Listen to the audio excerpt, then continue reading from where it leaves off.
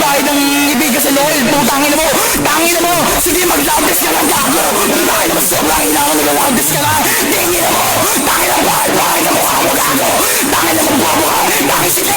Tangin mo, clip family at this village, nigga. Tangin mo, sige lang, mag-ganyan ka lang, tangin mo. Wala kang gagawin dito, tangin mo. Mahina ka kasi, tingin mo, tangin ako na nakagawa nito, gago. Tangin mo, ganun ako kalakas mo, tangin mo, tangin na magsama-sama ba kayo, mga gago kayo. Tangin na hindi makakabag sa akin. Tangin na mga mahina kayo, gago. Mga mahina ang putangin na tumabobon to. Makikita mo, ang hina nyo lahat. Tangin naman nag-i-English instruction dito. Tangin na kala niya makakabag sa English dito.